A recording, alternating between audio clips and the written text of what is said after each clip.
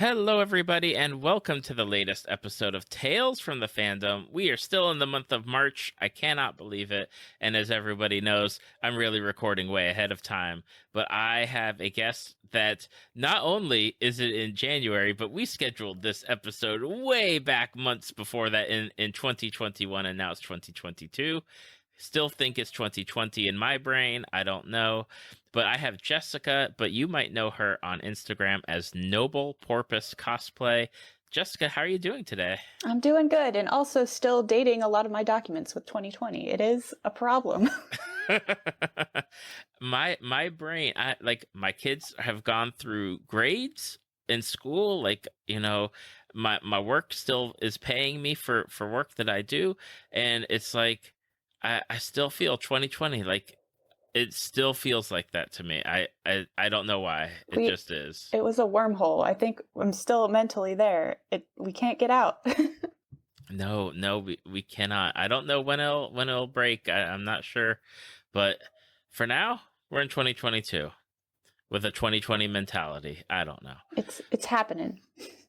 It is happening now, Jessica. Number one, we've been talking off the podcast for like 20 minutes before we even got started. So, we are in this now, and I have to ask because even my wife had said, because when I mentioned who I'm recording with, I was like, I mentioned your Instagram name of Noble Porpoise Cosplay, and I gotta know, like, what is the story behind that name? Well, it's a really kind of deep cut from the Adam West Batman movie, the one where he, like, some days you just can't get rid of a bomb. There's a line in that VCR tape that I had going on when my friends and I think we were just scrolling on social media way back in the day in high school, and I didn't have one. I was afraid of having one, and it was just like, okay, Jessica, you keep lurking on all our Tumblrs, you need a name. And then that line came up, and it's like, that sounds like a good name. Just like the nobility of the almost human porpoise Batman. And that is how it happened, and it has stuck for probably like 10 years now. It's weird to think about, but that's my name. That is definitely a deep cut. Like, I don't know if people understand that there's like Batman movies out there that don't involve like Ben Affleck or Christian Bale. Like, there's definitely like people that don't know that like Batman was going on way back in the day too. Yeah, the silly Batman era. It's definitely a different vibe. So Oh, absolutely. Now, I've been following you for a long time because apparently I'm still scrolling, trying to, go back to see how I stumbled across you. But we got a lot of different fandoms that we're going to be talking about, and we'll be talking about cosplay as usual, at the end of the program here.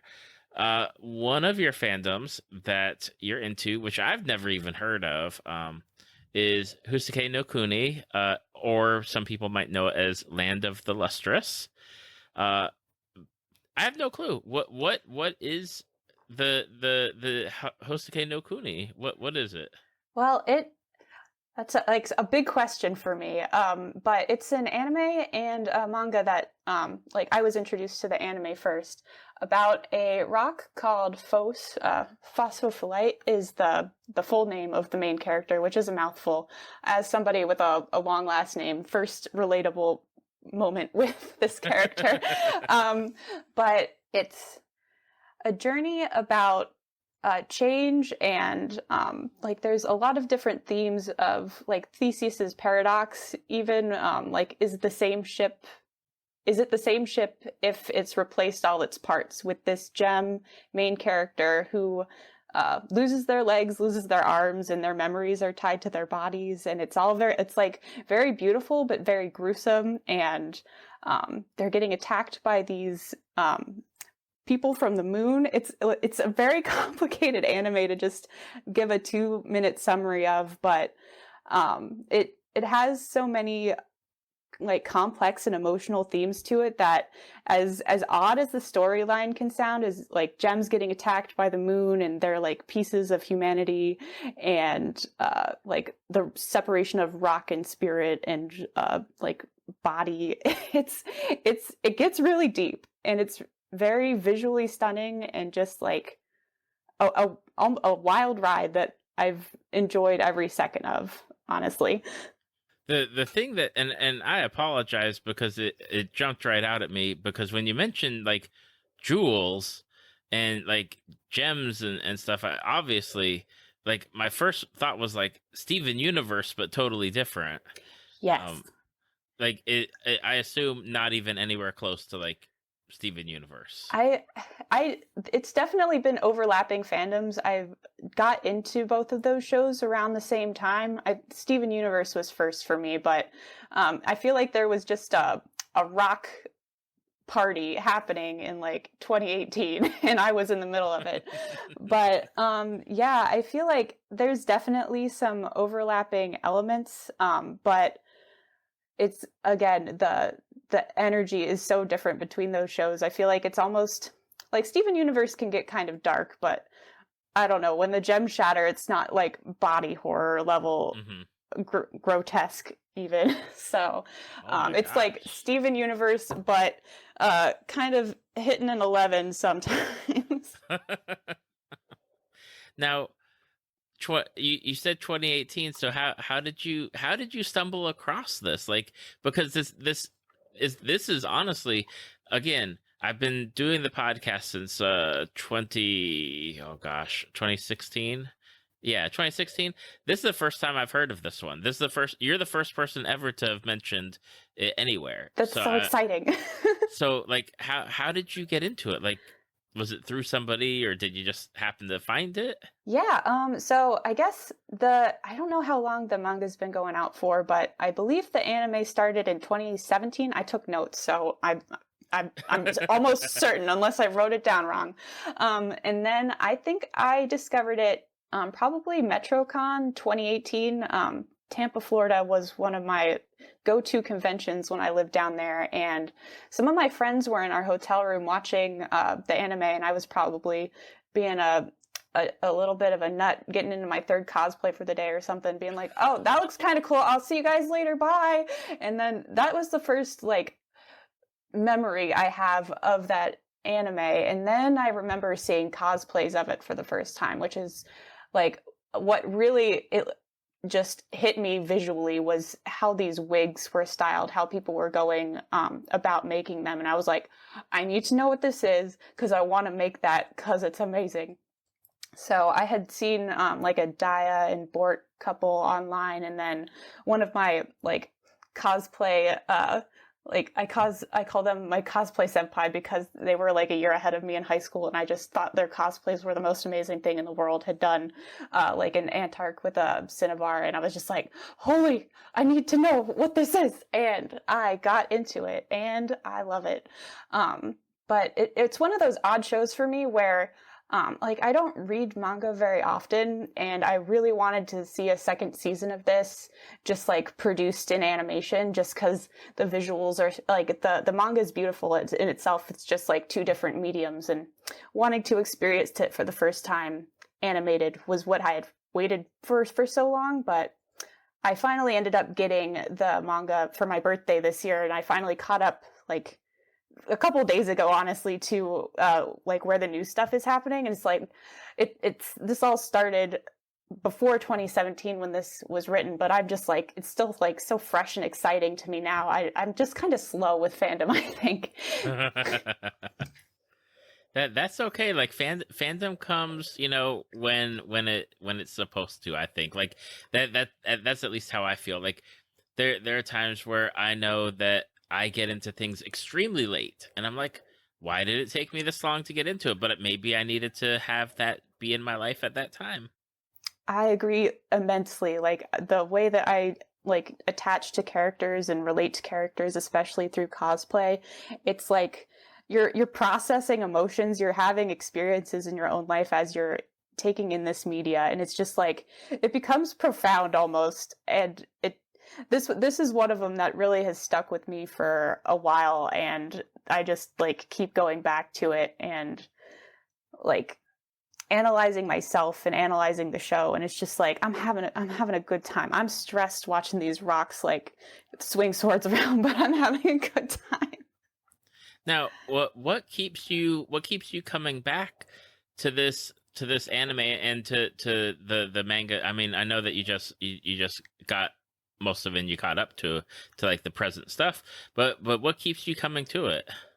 I think it's a lot, again, of the personal experiences that I've had as I'm consuming this anime and manga. It like some of the things that really hit with the main character Fos is like themes of imposter syndrome and insecurity and perceived weakness, and like the changes that you feel like you need to do and that you undergo, and just like that whole process of being a rock in this case, but just being a person. It really just, any kind of issue I'm processing, it really meshes well with this story for some reason for me. And I'm just like, yes, I'm projecting my issues on this rock, and it is helping, I think. For people that are interested in like checking out the show, is it like on like one of the typical services, like a Crunchyroll? Is it something that you got to track down on like DVD or Blu-ray? I think the easiest way to get to it is probably Amazon Prime still. I haven't checked other streaming services recently, but that is where I saw it a couple of years ago, and I think it was one that I ended up just like purchasing because I need it to rewatch. So, yeah. Yeah, that Amazon Prime, they seem to have most everything. They're really, it's like every time I try to step away from Jeff Bezos, he just keeps bringing me back with these space rocks. Gosh darn it. So One day he might even have a space rock. I know. It's happening. It's happening right now. For your rock people, like who's your favorite person in this show / manga? And actually, I guess the other question on top of that is, does it change from the anime to the manga? Like, do you have a different favorite character because of the medium that you're consuming? Oh gosh, it's like it's hard to choose, but I feel like and it's even like a tough question of like the character changes so much, the main character Fos, like if you look at cosplays of them, you'll see like they really change. If you're looking in the tag, it's like, how does that happen? And I don't want to spoil it because I actually haven't gotten to the part where the big character change happens. I'm being very vague. It's right. It's very old. I don't know. Should we put a spoiler warning? Do we want to go places? Okay. If you want to go, we go. Like, it's okay. Okay. Well, I feel like it's common knowledge that they get their head replaced by a different gem along the way, and their like whole face changes again with that Theseus paradox. Like, how long until, or how many changes until you are a different boat? So I actually haven't experienced the Lapis Fos yet. I'm excited to, because it's again something that I've seen through cosplay over and over again, and just like I'm ready to get to that point of the story and experience it. And it's always interesting kind of being in the middle of a fandom, but being in the middle of it for so long is like, it's odd for me. Like, I don't know how I waited this long, but I'm excited. I'm just like so hyped to be right here right now. That's awesome. I'm looking at the cosplay pictures right now. I'm like, okay, I can understand it. Where do you fall on that paradox as far as, you know, if it's is it the same thing if everything's replaced? Like, what do you have an opinion on that? We're getting real deep. Oh goodness. I feel like for me personally, it is a different, like you're different then. I don't know, like even people, even like living organisms, our cells get replaced over time, and I feel like personally I'm not the same person that I was 10 years ago, like just in my lived experience. Like, the interesting thing about this being inorganic, like living quote unquote characters, is that's not supposed to happen. Like, they're supposed to be constant, like almost immortal if nothing bad happens to them, and not experience change. And we have this one main character that just goes from like kind of like very fragile, very again perceived uselessness and like struggling with just even the small tasks they're given to like getting new fast legs and the super alloy arms that can just like easily defeat their moon enemies in combat. And it's just like this is a totally different person, and you might have the memories of who you were and who you are, and like that journey brought you to this point. But I feel like it's like a journey of change, and in that change you become different. I don't know, what do you think? I feel like I just really went on a journey right there. You're listening to Tales from the Fandom Philosophy Edition. Listen, I'm not. I asked the questions, and while I can answer it, I definitely feel like going back to what you said about like the journey of obviously cells replacing, things are changing, the lived experience. Am I the same person that I was 6 years ago, 10 years ago? No, absolutely not. I think like when it comes to like the ship and everything, and I think even it was mentioned in WandaVision, which I haven't seen that yet. I need to. I'm slow on fandom. I'm not going to spoil it. Thank you. But totally, like it's definitely something where you think about it, it's like, dang, like I mean it is still the same ship, but it's totally not the same ship on the same, you know. It's got the same name. Got it. I mean, even that. I mean, it's the name of the ship in the previous time. It might not be the name of the. I mean, it's the name of the ship, but it's not the same ship that it's. You know. Okay. The boat gets confusing. we're going where I don't like. I'm not a big brain person. Like I always joke about. It's like there's a lot of people that are smarter than me that do this for a living, but. Now, I guess one of the questions I have for this anime or for the manga, or like, would you recommend one over the other? Like, if people are listening to this now and they're like, you know what, this sounds like I want to jump into it. Would you recommend them anime? Would you recommend them like checking out the manga first? Like, where should they get their start in this? I feel like I'm biased because I'm usually an anime first kind of person. But the visuals are just so stunning in the animation. The studio that did it, I think it's Studio Orange. Again, I wrote it down. I have notes. But they also did Beastars, I'm pretty sure. So they've been busy. I'm like, are you going to work on season 2? Is it going to happen? I'm reading now because I can't wait forever on this right. story.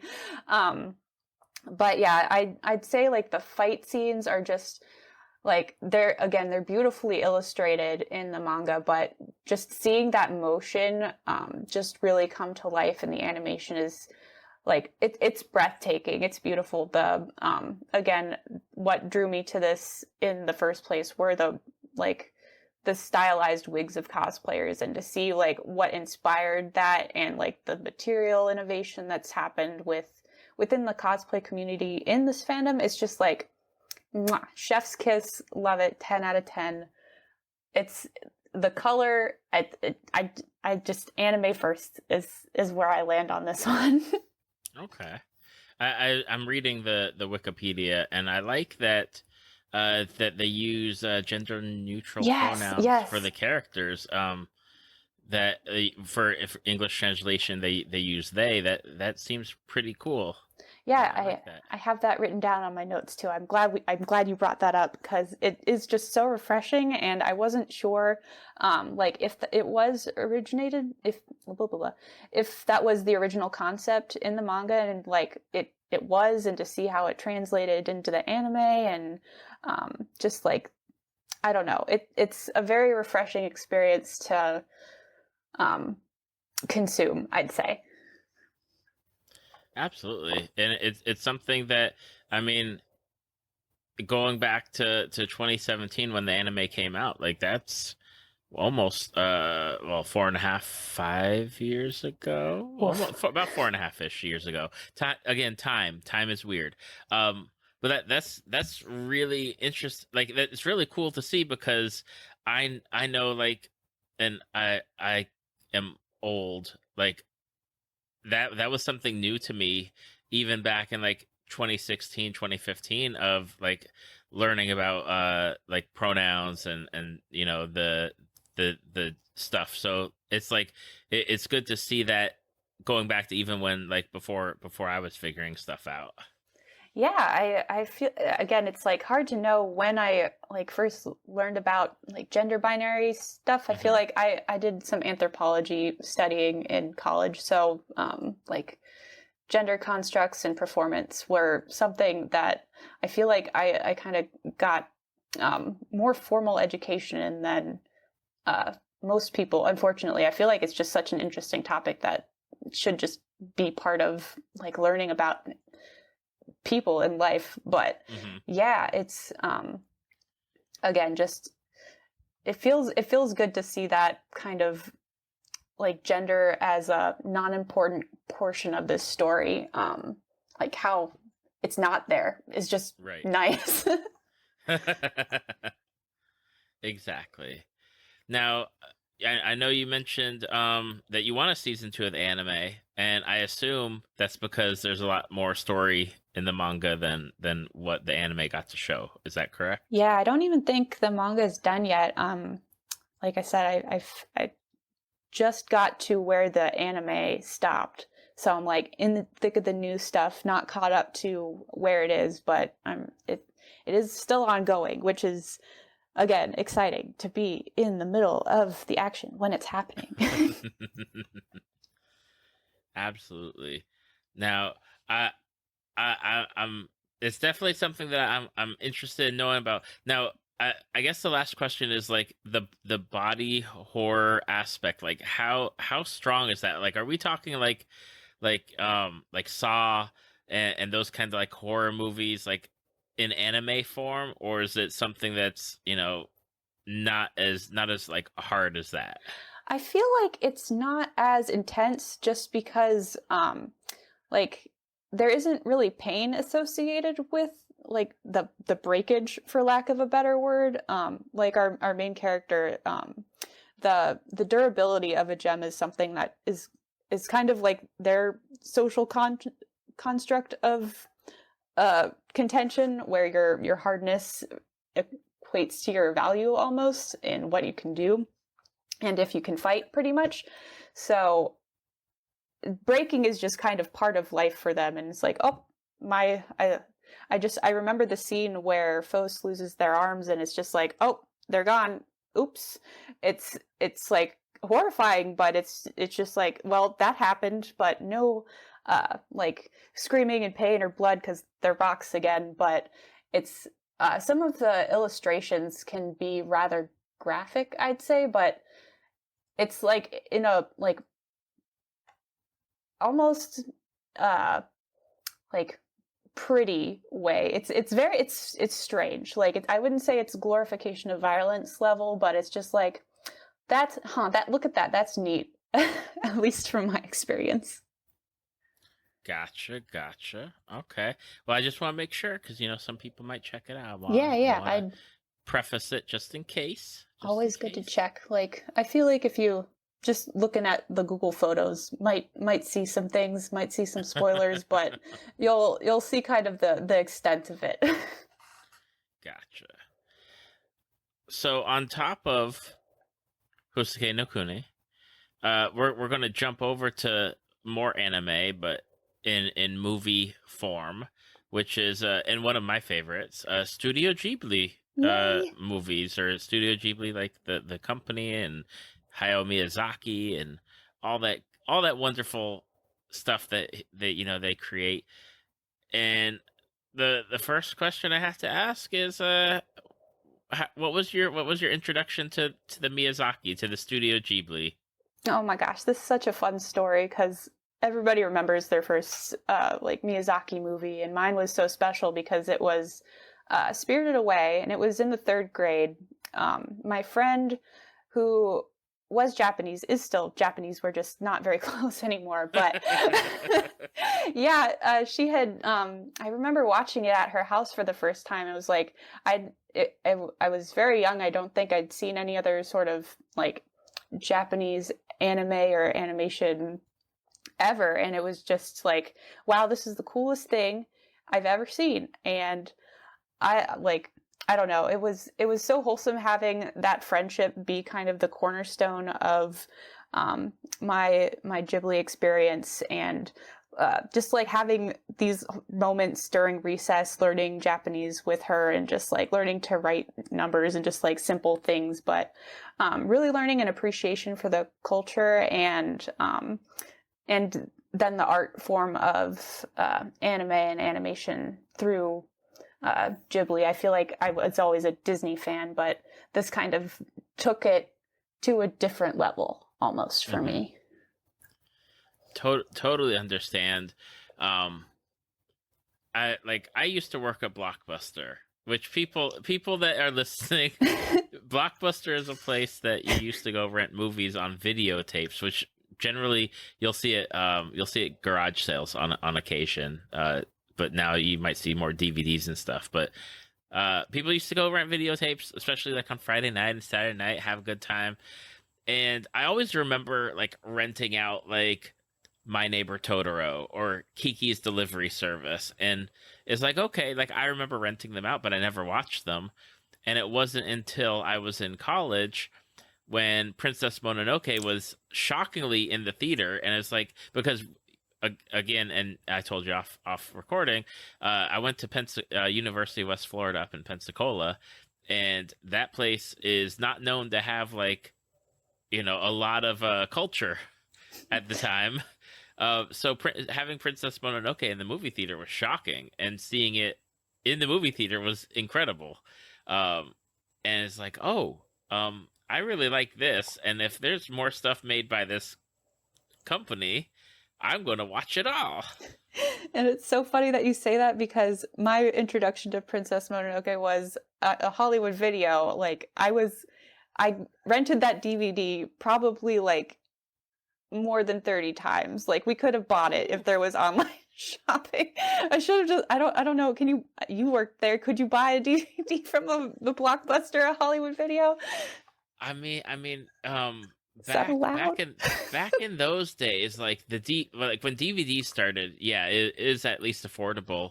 I remember, totally side tangent. So back in the Blockbuster Video, Movie Gallery, Hollywood Video days, videotapes were very expensive because they wouldn't go on sale for like months and months and months, like officially on sale. So the only place you could get them is through the distributor. So it used to be that every videotape was like $100.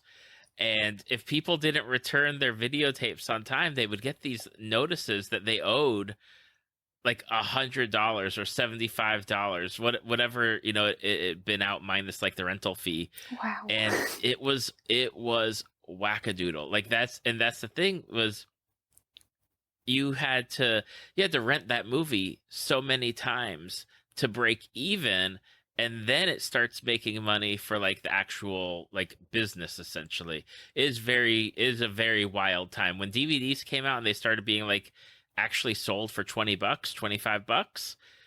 Game changer for the rental places at the time. I feel less bad about I don't it might have been more than 30 times. At least we broke even there. Yeah. You definitely, if you're renting the DVD, especially like that, that's money in the bank. Nice, efficient. So you watch Princess Mononoke? How did you watch? Because I always like, my kids are always like, "Can we watch Princess Mononoke?" And I'm like, "No, I don't think you're really old enough for Princess Mononoke yet, because it's such a departure from the other Ghibli movies in terms of like level of violence." Yes, and this was definitely my tween movie. Spirited Away was my first one, and then I feel like I must have seen others in the in-between time, but Princess Mononoke became like my comfort movie. If it can be described that way, it's a morally gray conflict, like violent comfort. So I don't know if I'd ever heard someone say that Princess Mononoke was their comfort movie, but okay. Like that's something right there. I it became Kiki's Delivery Service eventually, so I think I mellowed out, but now I'm into like rocks falling apart, so I don't know what that says about me. I don't know, but we're gonna find out. Nice. So you got into Ghibli through Spirited Away, seeing it in your early grade school, and in between there you saw some other stuff. What is it about the Ghibli movies that you enjoy? Because everyone is totally different whenever I ask them this question. So I'm curious. Yeah, I feel like there's definitely a nostalgia component to it, but again, I feel like it gave me such an appreciation for the art of animation, and I like wanted to pursue art for a long time. I was always afraid to, just like I have so much respect for people who pursue artistic careers because I feel like that was just something I was always afraid to do and never did professionally, but as a child it was always just like, wow, this is a thing that people work on and make, and it's so beautiful and such a like these stories resonate on so many different, again, profound levels of like the complexity of being a person and just growing up in some of these, and interpersonal conflict, and these themes of flight and nature are just like they bring so much wonder and so much joy, and also like help you process sadness and grief, and it's just like I relate to these so much and I love them, and I'm gonna watch Kiki's Delivery Service every night before bed in undergrad to get me through the day, and Princess Mononoke got me through my angsty teen years, and great. It is absolutely incredible, like the way that everyone has their different love for Ghibli movies and the ones that they attach themselves to. It's so incredibly varied and different, and I love getting to hear the stories of who they love, what movie they love. Just it where like what like here I'll throw a question out to you. Which Ghibli movie would you love to live in? I feel like I do live in Kiki's Delivery Service now. I feel like it happened. Like I've achieved my dreams. And that was like always the goal, and it's happening. But yeah, it's again one of those that I really attached myself to for just like processing burnout, and again like it's such an artistic uh like struggle that Kiki has, not being able to fly versus like not being able to make art versus like losing your passion for life and your passions Hmm. is something that everybody deals with at some point in their life. And then I don't know, I always wanted to live by the ocean. I don't live like right next to the ocean, but I'm pretty close, and my husband rides bikes and bakes bread, and we have a black cat, and I'm just like, these are all superficial levels, but it's happening emotionally too, and it's just one of those films that has mirrored my life in such a like a sweet way, but also like a, I don't know, it just it fits, it resonates. This is my soul resonant show. And I love, jumping to cosplay for a moment. I love that you have the Kiki cosplay, and you rock that. Like, there you are, living it. Yeah, and I feel like I don't know which picture you're on, but this is one of the few things I've gotten my husband to cosplay with me, and he's such a cute Tombo, and then our cat is just like in all our bathroom selfies, just like sneaking around. She's so cute. And yeah, it's like it's a cozy costume. It's fun. Like the little details I got to put in, like learning how to make a bag, and ripping apart a broom from Home Depot, and making it look more like the broom from the movie. Finding a radio that can play, I think, if I remember to charge it. But it's just like one of those simple ones that I put a lot of heart into, and it's just always a fun time to wear. I'll tell you, I was looking at the one, I believe is an anniversary picture, sitting on the bench. Yeah. That was the one I had open at the moment. Aw, yay, yeah. That it was, I think, one of, oh gosh, yeah, that was the weekend that Emerald City Comic Con was canceled. It was going to be my first convention out here in the Pacific Northwest, and we had our costumes all ready to go, and we decided to just have like a little social distance photo shoot in the park instead that day, and because again everything was starting to close down, and I don't. That was just a special photo shoot day. Probably I'll post things from a photo shoot like for 10 years after I've taken those pictures. But yeah, that was a bittersweet but sweet day overall. For you, I mean, I know, you live the Kiki life, and you got the Princess Mononoke as like one of those like fallback movies. Is there a movie that you haven't told me about that you're like, you know what, people need to watch this movie?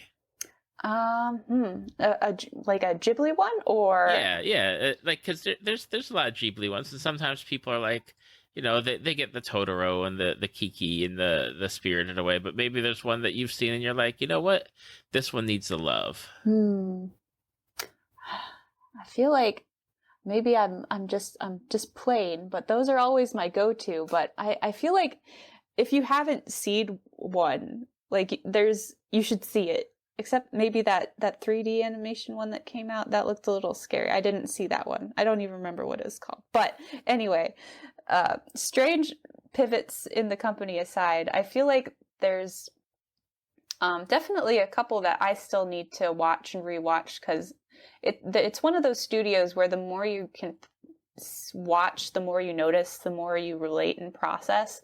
I don't know. I think HBO still has like the Ghibli collection, and I need to watch Ponyo some more. I've only watched that like twice, and it seems like one that I just need to warm up to get it to the level that these other ones are. So. Yeah, I know HBO still has them. And Ponyo, man, that Ponyo is a movie that I've watched it. I don't know what it is. I just don't connect with it. Yeah, it's odd. It feels like I should though, but it's not quite there. I don't know.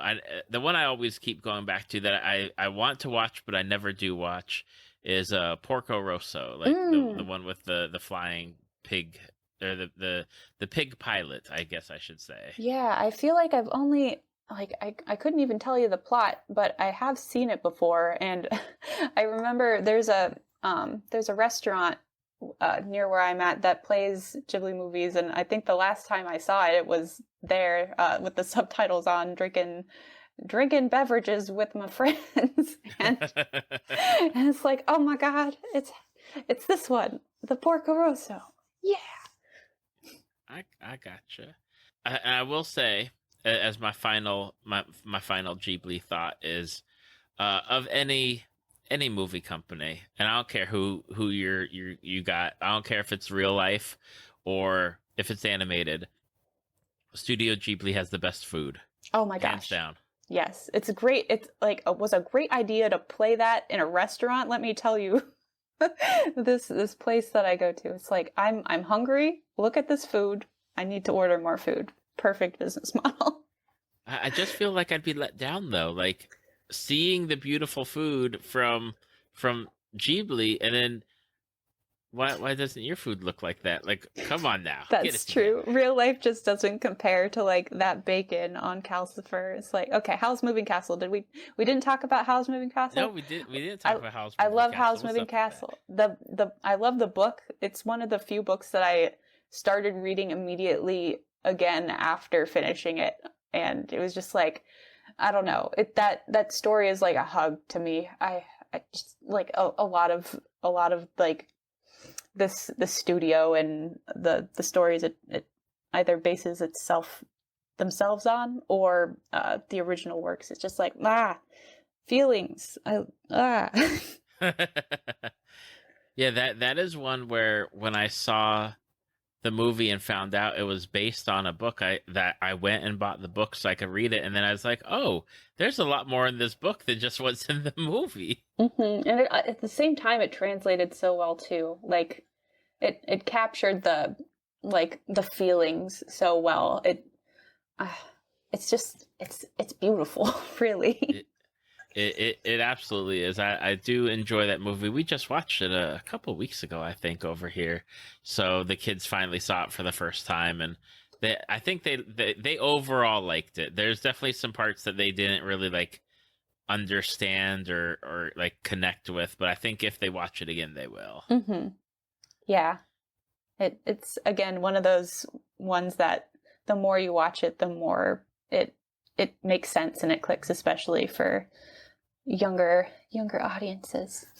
Yeah, they were I can tell you what they're messed up on. Oh, I want to know. They were messed up on the way that Sophie sometimes appeared younger and then sometimes appeared as the older self. They're like, why does she keep changing? Like, because she'd been turned into the old Sophie, but then at times like she'd be back to young Sophie and then back to old Sophie. It's like they were very like they couldn't keep up with that. That makes sense, and I feel like that part in particular just makes sense the more and more you age too. It's like I'm old Sophie today. It's the magic is full force. Yes, I feel that. I feel that in my bones. These old bones. Now we're going to keep sticking to animation because that's the theme of this episode today is we're all anime all the time until we hit the cosplay mark. We found the connection. Yes, the rainbow connection.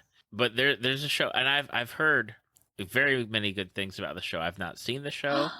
I know it's a travesty. No, it's okay. It's exciting. You get to have this experience. I'm so excited for you to eventually watch this. I I've been told the show is wonderful and I should check it out, and I haven't, and shame on me for not. But like we said, maybe it's not. It's time to join my journey yet. But we're going to talk about Gravity Falls, and I guess I have to ask, like, how did you get into Gravity Falls? Like, was it something you had in your childhood, or just like you got into it later? Yeah, this one, like, I honestly can't remember when I started watching Gravity Falls. It was like, again, I was looking up the times of things.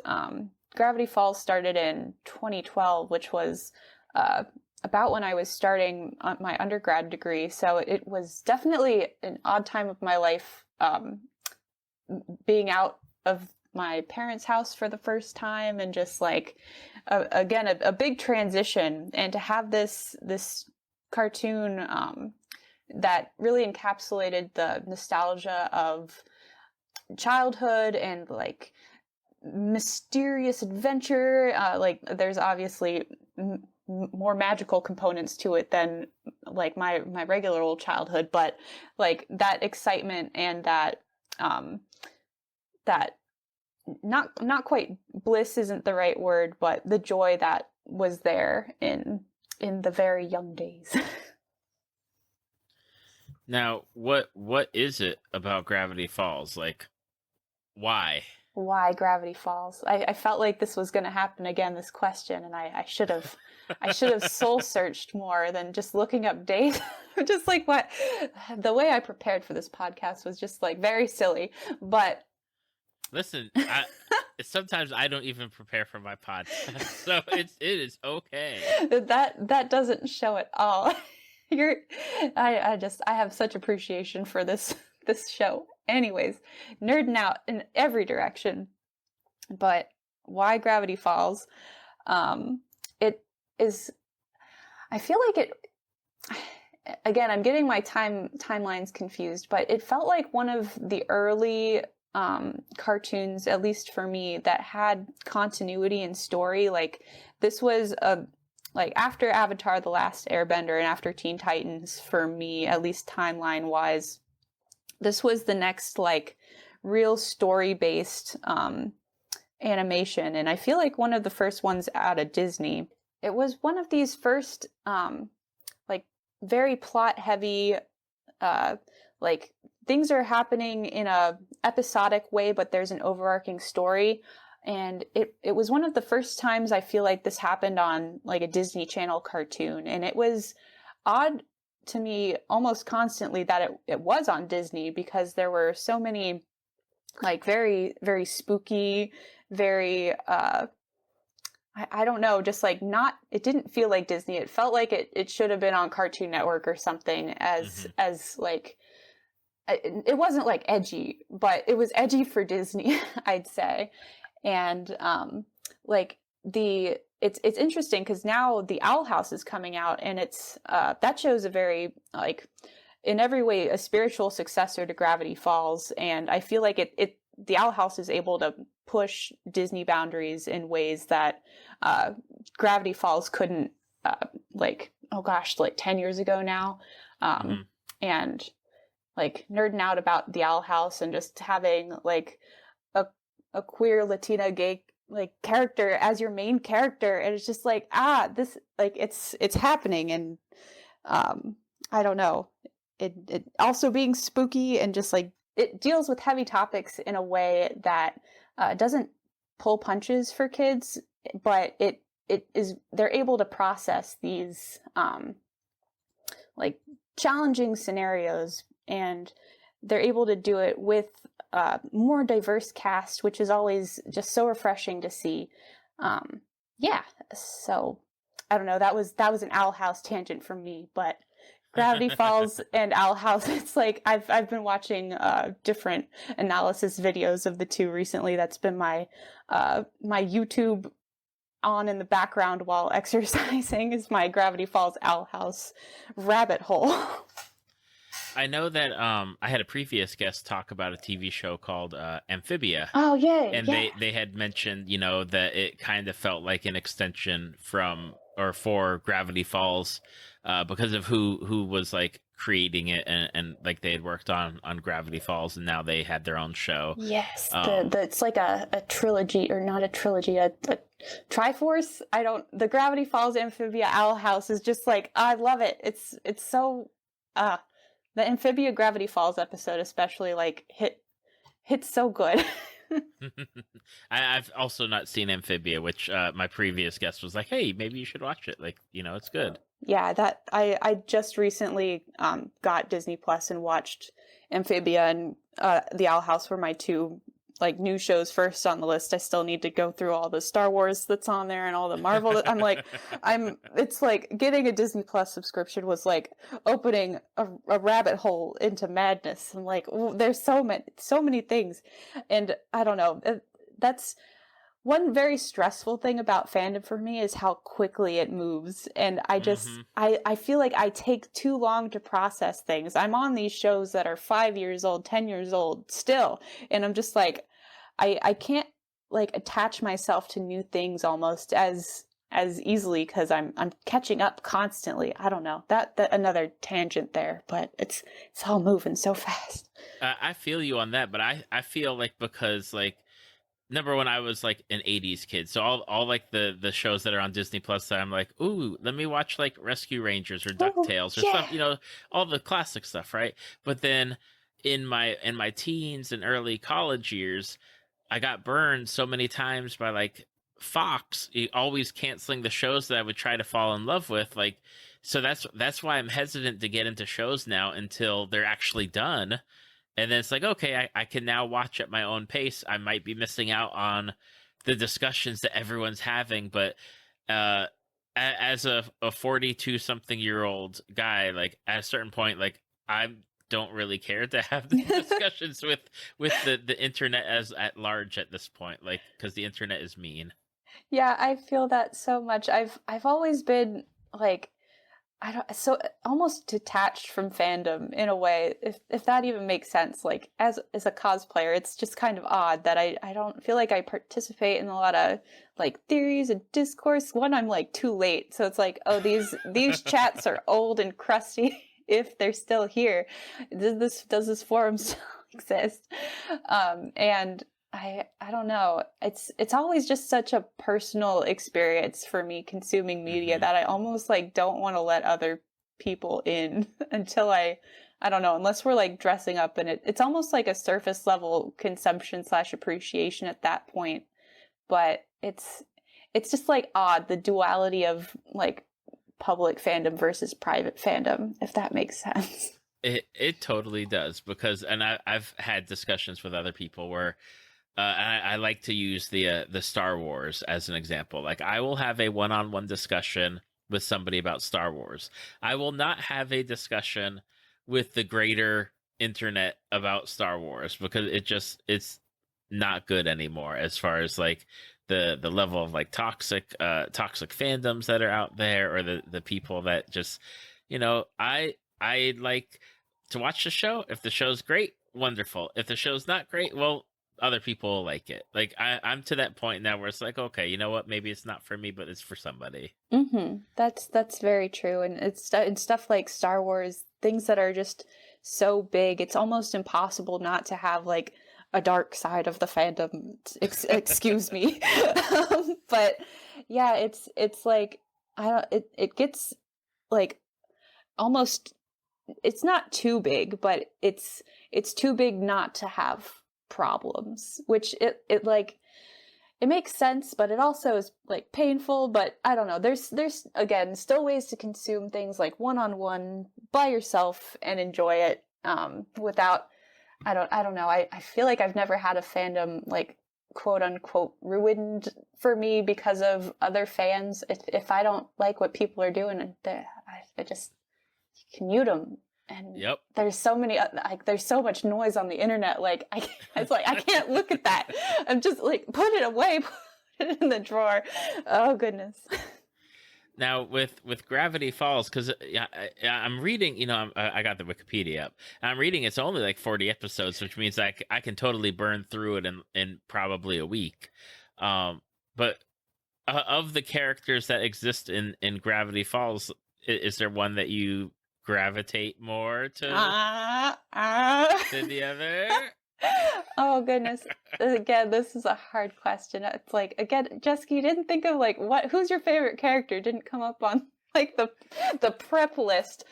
But oh goodness. It's different people for different reasons. I feel like I really relate to the main two twins, Dipper and Mabel, because I feel like I was a Dipper as a child and I like became more of a Mabel, and now I like can see myself in both of these two kiddos, and it's just like again, I find my people I relate to, and I hug them because I just like I needed a hug at that time in my life. I think it's just like I'm attaching to these characters is like a form of self support. This is Tales from Fandom Therapy Edition.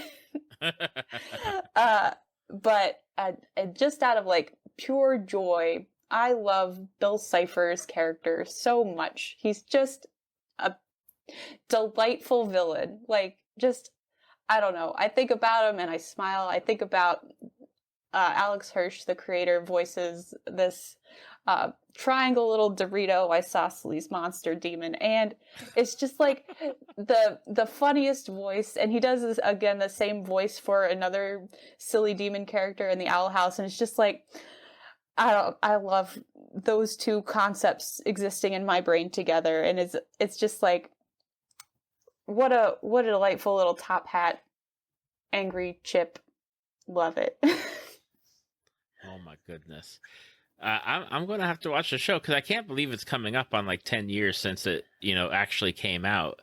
I feel like I owe it to at least put it on my list and try to tackle it this year. Yeah, so again, I'm having like it's still 2020 in my brain. I'm like 2012. That wasn't 10 years. Oh. Yeah. Time is an illusion. The universe is a hologram. Bye, go by. You have to watch Gravity Falls so you can experience that quote. And I like that you made reference to the Owl House, obviously, because again, another show that I have not watched, but I've heard good things.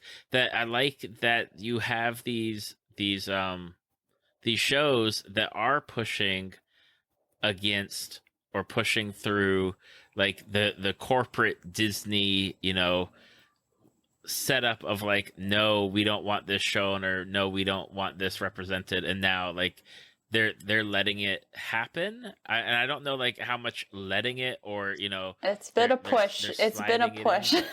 for some of these creators to get their stories told, and their two ladies to hold hands. It's just like, this we're rooting for so little, Disney. And Yep. Yeah, it's something where, and I think because again, kids in this house, like when we watch Netflix animated shows, and the representation is there, Oh, whether yeah. it's like oh gosh, oh, here we go. I'm going to get it. Got it. Dragon Prince had great representation. I still need to watch that one. I feel like I started and I lost it. Kipo, Yeah, I love Kipo. Kipo and the Age of Wonder Beast. I saw that. Loved it. Yeah. Oh my gosh. So, go ahead. Oh yeah, it's just it's so great, especially in kid shows, just to like, I don't know, like representation matters so much, and just like seeing characters that either like you resonate with personally, or that you will meet in your life one day, just like I don't know, it prepares you for so much, and like so much more acceptance, and it's just like so important, and I love to see it. Absolutely. And I'm hoping that Disney comes around and continues to like have these shows that do better and do more, and just do well overall, please. Yeah, please. We're rooting for it. Well, I will financially support this. Is this what you want? Give it to the mouse. Give my money to the mouse. Exactly.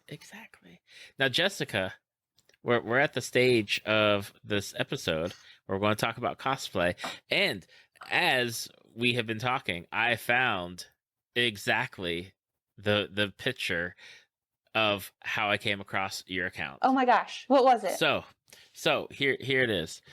Because there's a number of people that you and I overlap on follows. We talked about a few of the previous guests off the recording before we started. Ashley Q. Yay! I was hoping.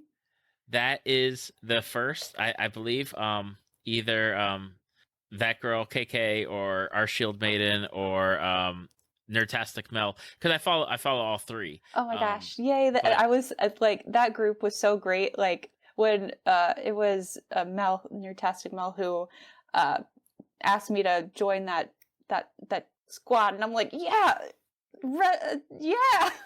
just like that, I like lost words, like threw my phone on the bed, just like, yeah, I'm so excited. And like they're all so talented, and that group just turned out so well. And I don't know, it was I think one of my first online collaborations with people I didn't know in real life before. Mm-hmm.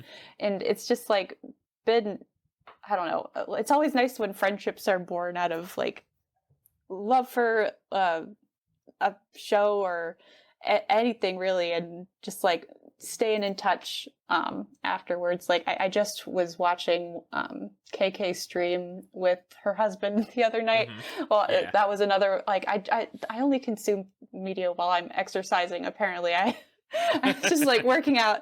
They were playing it was something silly. It was like American Ninja Warrior. Yes, American Ninja Warrior. That's right.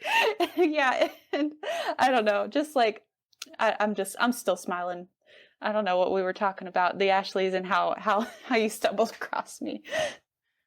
Yeah, that. So I remember, like I saw it and I was like, okay, and then I was like, okay, let me scroll back, because I'm a good scroller. Mm-hmm. I was like, okay, how far back did I scroll throughout your pictures, just to be like, because one of the things I do when I start researching people, because this is wonderful way, just FYI to people listening, like if I find people that like I click with, as far as like, hey, I like Recess, like and that was like a big thing at the time, was like some throwback like 80s and 90s characters that a lot of people were doing at the time. I was like, oh, I love that. So I scroll back to see like other fandoms and what you're into, and like it's like Persona 5 and Sabrina, Yeah, yeah. and obviously like Kiki, and I was like, this is like a person I need to follow. So here I am following you, and you are cosplaying, and you cosplay a wide range of characters. Like you do not just stick to like one subset. Like you're all over as far as like characters go, which is wonderful. And I gotta kick off the question with how did you get into cosplay? Like what was it that drew you to want to dress up as characters? Oh goodness. I feel like it's been in my life for so long at this point, like 11 years. I remember my first convention so clearly because it was something I didn't know existed, and I found cosplay because a friend was like, "Oh, do you want to go to MetroCon?" This was my first convention, and I went almost every year while I was living in Florida, and I was like, "Yes, this is a thing that exists. You could go to a place and dress up, and there's nerd stuff oh, how did I know about this?" Like, I don't know, it's early internet days. I can't imagine a time not knowing about cosplay, and now it's consumed me.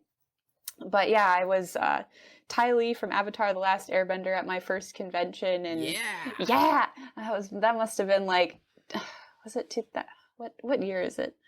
It must we keep going back to this. It must have been like 2010, I think. I think I'm coming up on my 12-year cosplay anniversary. So yeah, it was probably MetroCon 2010. Ty Lee, Avatar: The Last Airbender. I think I only went like one day because I didn't know you could go multiple days. Cut to me like just, I don't know, being a day zero, day after, because I still need to sleep at the convention. Like, you can't make me leave this place.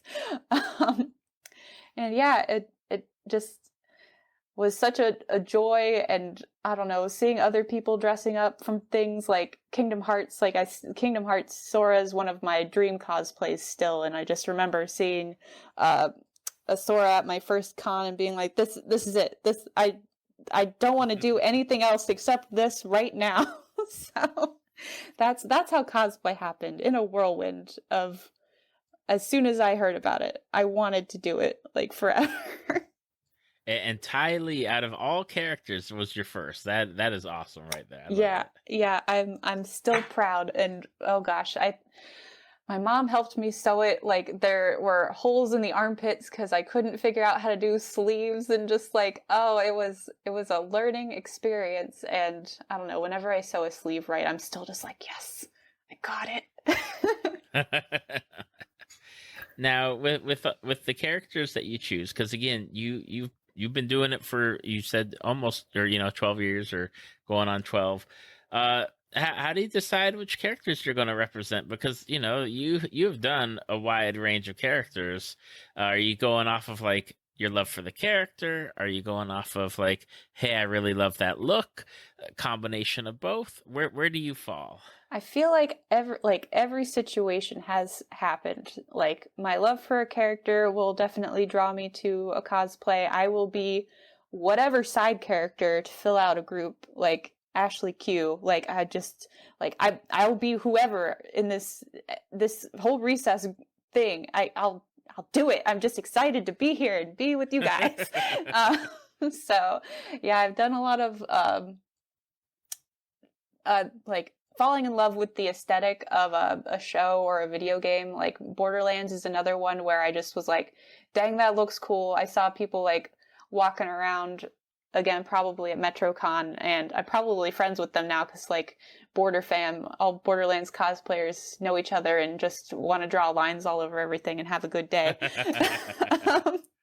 And yeah, it's just like one of those like beautiful circles of inspiration, and it could come from everywhere, and it often does for me. At least I'm just like, I'm inspired by like making friends and doing things with friends and loving a character and doing things to relate more to that character and wanting to learn a craft. I don't know, it's just like, I'm so passionate about cosplaying. It's just a good time.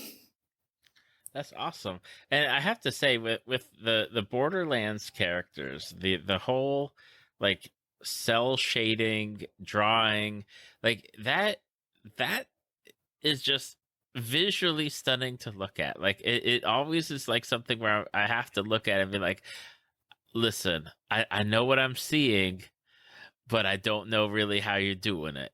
But it's really impressive. It's so cool, isn't it? Again, it's like I have to learn how to do this, and then it's just like now I'm just like I don't know. Everybody's so kind and open with like their techniques and their tips, and just like, oh, what do you use to do this? And then I don't know. I just remember finding that like body paint that was UV reactive and bringing like a UV flashlight to a convention, and they're just like everybody was like, "Wow, this is so cool!" And it's just like sharing those new discoveries with people is so fun. It's like I'm sure I wasn't the first person to do that, but I figured it out somehow, and I could share that with other people, and it's just like a cascade of knowledge and fun, and it's just like, yay.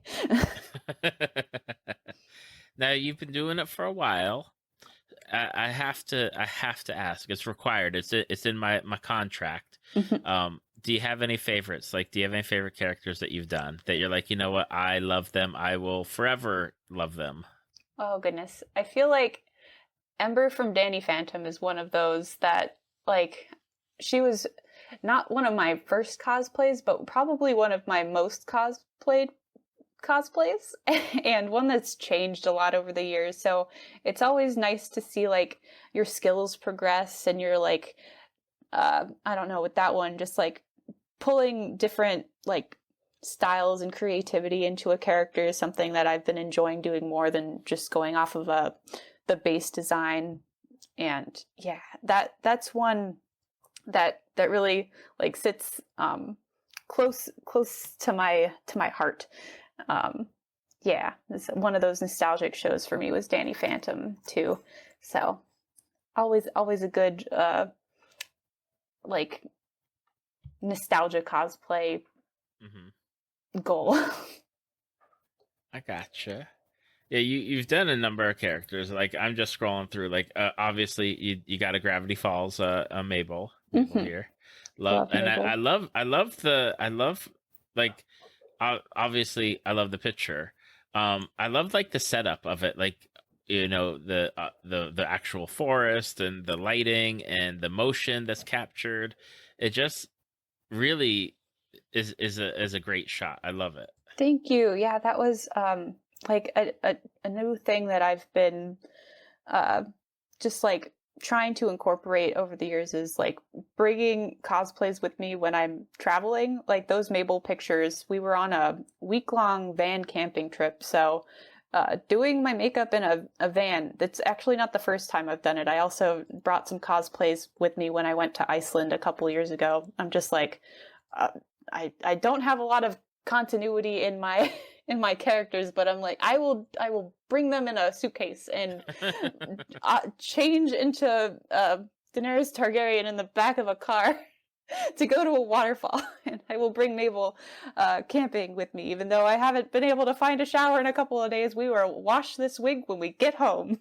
So it's always nice to have these adventures associated with these cosplays and these characters. And again, Mabel in the woods is just so like, that was a good day running around. I think I was just like taking a lot of self-shot photos on my phone, like leaning it against a rock, like right. It's just so many fond memories with that one, and in all of them really. So yeah. Okay. Again, you've been doing it for a while. Like what's I guess my question is how have you changed as a cosplayer? And then I guess a bigger question is like how has cosplay changed? Like whether it's cosplay like on the internet with the with Instagram and being out there, or whether it's at like the con level. Like so how has it changed for you? But then how have you seen the change? I feel like it's definitely been a big one, just because I feel like I said, I didn't have a social media presence. That's how I got my Noble Porpoise name. Was my friends were like, you don't have a Tumblr at the time. I didn't have an Instagram. It's like I can't even. It's hard to imagine a time when that, like, obviously that still happens, but now it's just so much a part of our lives now. I try to step away every once in a while for my mental health, but just like it went from being just me and my 3 or 4 friends from high school to meeting so many people and getting to collaborate with so many people, like with the Ashley's group that we talked about, and like so many other things, like Percy Jackson group and Danny Phantom group, Gravity Falls group. Like there were so many groups and so many friends and friendships that I got to make through cosplay, and it's like I was always afraid to talk to new people at cons when I had started. I just like oh no, it's just like me and my friends, and take your picture and leave, please. I this is all I got. This is all of my max interactions. And I feel like I've definitely opened up a lot as a person, gotten a little less shy. I'm still like a very anxious person by nature, but I feel like I'm like able to overcome a lot of that now because of cosplay, and I can do things that I never would have thought I'd be able to do, like even talk to you on a podcast. Like this is inconceivable for 2010 Jessica, like bringing it back around to being a different person. Like, woo, this like I'm breathing a little fast and I'm a little anxious, just as I'm a nervous talker, but I would have been too afraid to even say yes before, I think. And Listen, yeah. I I can talk all day. Okay, let me back up. I have to build up the courage to talk on the podcast. Like, again, been doing it for almost 6 years now. I still get scared. I still am like, why do people want to talk to me? But going to a convention, oh no, I can't talk to people. Like I'll look at people, or I'll like very meekly ask for like a like, can I take a picture? But talking, no. No, I understand. Yeah, it's like it's a lot, and it's a lot to uh like even like there's days where it's still too scary, but like I went to a she prop panel. It's a group of like women and non-binary cosplayers, like supporting each other and talking shop about stuff, and I was really afraid to go, and I was like, I'm not gonna do it. And then I did it, and it was like a really fun time. I got to talk to a really like fun bunch of people, and it's like I would have never gone to a meetup to talk to people ever. Like it's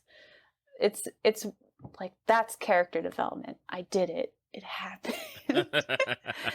And yeah, other things like you have the podcasts that you have made, and I've started a YouTube channel, which again I never would have thought I could do, and I didn't for a long time, and that was my quarantine project of I can't go to conventions, so we're gonna have workout and cosplay, I guess. That makes sense as a topic.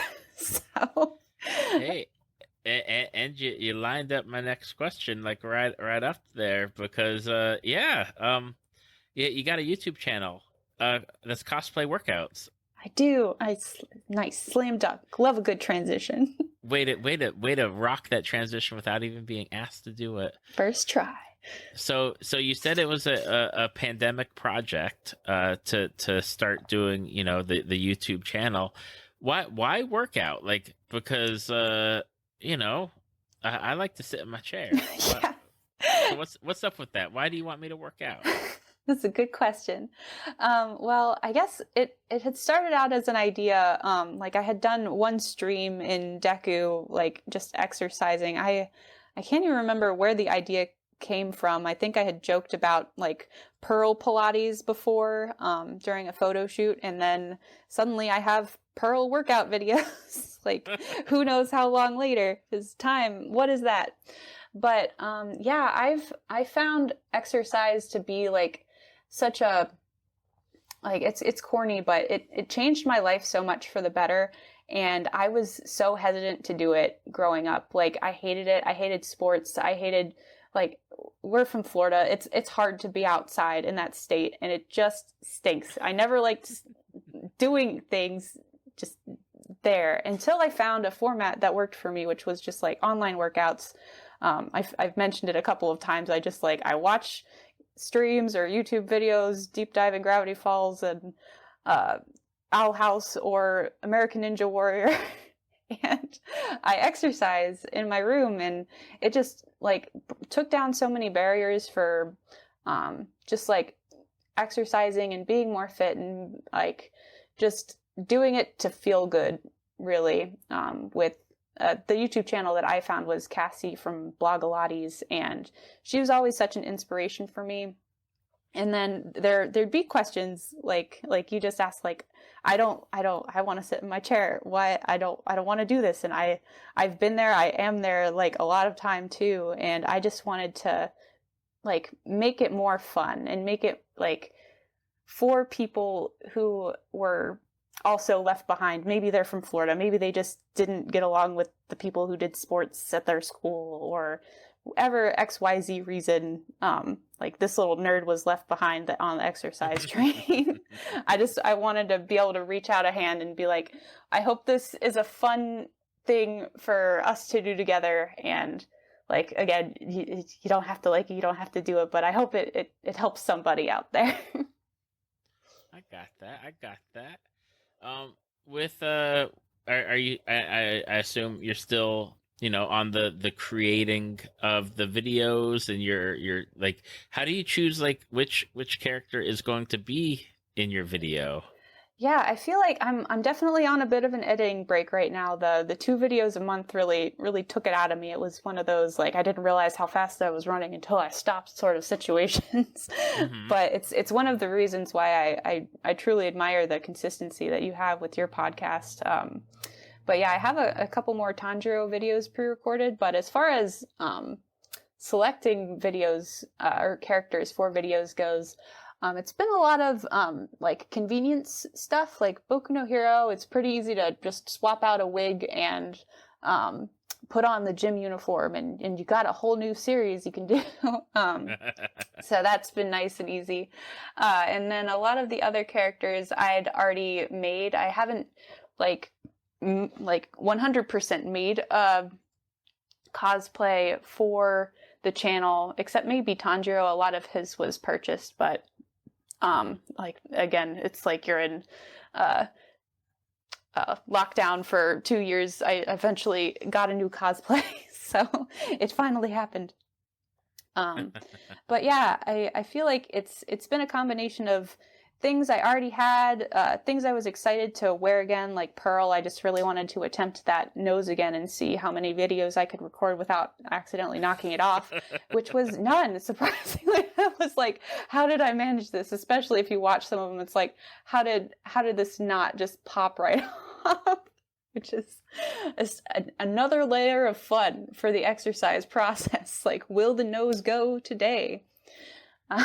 Yeah, so it's really just like whatever's in the closet, whatever sounds fun. Again, like a little bit of like what's more popular at the time. Like getting views definitely isn't the most important thing, but doing things like Boku no Hero or Demon Slayer, like you're going to reach a wider audience just because YouTube's going to show it to more people, which hopefully it helps more people, which is always something to consider with like why you're making the thing in the first place. So yeah, it's a whole range of things.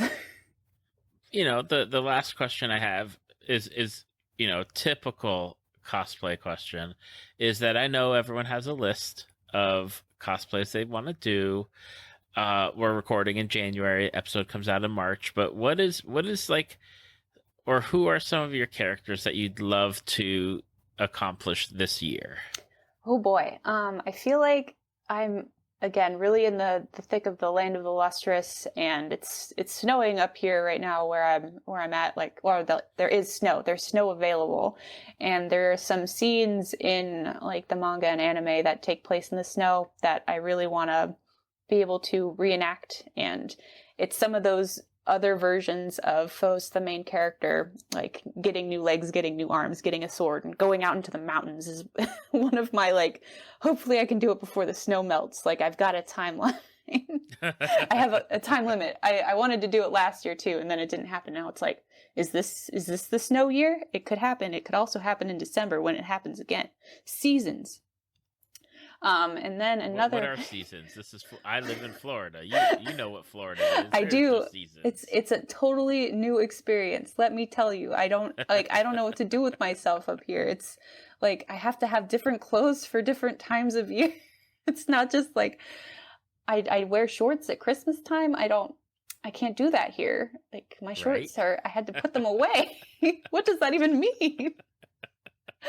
Oh goodness. But yeah, there's that dream of mine, and another one that I want to do is Sakura from Cardcaptor Sakura.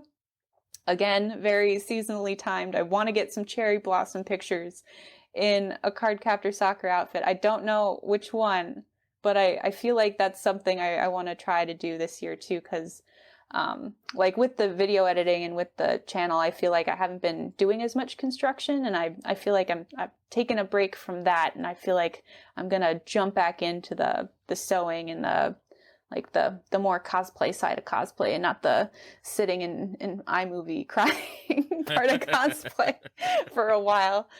At least recharge those juices. Do a Kiki's delivery service burnout, fly a broom and save the day. Then edit videos again. Okay, so we got some characters. Definitely seasons important. Yeah, it's a good way to get yourself a deadline when there aren't conventions happening regularly. Is like, I gotta get the flowers. I gotta get the snow. Exactly. It's just why you don't need to throw in backgrounds or do editing when you got the real thing right there. Yeah, it, like the Pacific Northwest, like I could talk about it forever. I just went snowshoeing earlier today. Like it's just like a totally different planet out here, and I'm just like so grateful that I have like the resources to go out and see and do these things, because it's like it's hard to just like get out into the mountains, let alone have clothes to like not die out there.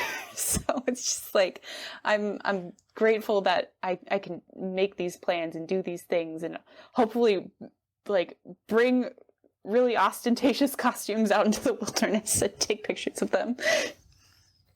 My fingers are crossed for that. My fingers are crossed because, you know, I don't know how some people do it with the cosplay that they get out into the wilderness, but they do. And I'm always impressed by like the shots that I always get to see. Yeah, and thankfully, like, again, Washington just being as plumb beautiful as it is, just like you can get out on the side of the road and it's like a magical wonderland. It's like I didn't have to do a 10-mile hike for this one. You could do a 10-mile hike, but I'll be sweaty at the end of that trip. Yeah, I feel that. I feel that so much. Especially here in Florida. Florida trained me to be able to exercise in cosplay and make it bearable. Like I get so sweaty, but it's like this is just a regular summer con for me. All right, Jessica. Well, for people that have listened and they're like, I need to check your workout. I need to go check out your workouts. Oh wow. The jokes. Yeah, I got it. Where can people go to find you out there on the great wide world of the internet? Oh goodness. Well, I'm over on Instagram and TikTok at Noble Porpoise. That's Noble_Porpoise, like the obscure Batman reference. And I'm on YouTube as Cosplay Workouts. This very search engine optimized name there. So Cosplay Workouts and Noble Porpoise. If you type me into Google, you can find me at one of those. Awesome. And I'll have the links in the show notes and on the Facebook page and website, so that way if you have listened to Jessica and you want to check out her Instagram or the TikTok or the YouTube, definitely go there and check her out. Make sure that you hit the follow and the like and the subscribe and the bell icon and the comments, and you leave good stuff, and you know, you do everything to fight the algorithm. There's so many buttons. Evil. So many buttons for fighting the algorithm. Yes, like I know that I should be like saving people's things on Instagram, but at the same time, like I'd be saving so much. I don't know. And then I only save Animal Crossing room inspiration, and now I only have Animal Crossing Instagram. Why? You don't understand me. I know, like there's certain times where I'm like, okay, I've definitely liked enough pictures where it's picked up on, okay, you are showing me one very particular cosplay, and while I love that cosplay, let's move on from that Instagram. Like let's show me some variety now. It's really fun to watch it happen. Like I know what I did to get here, but look at it go. It's oh dear. Oh, what's happened?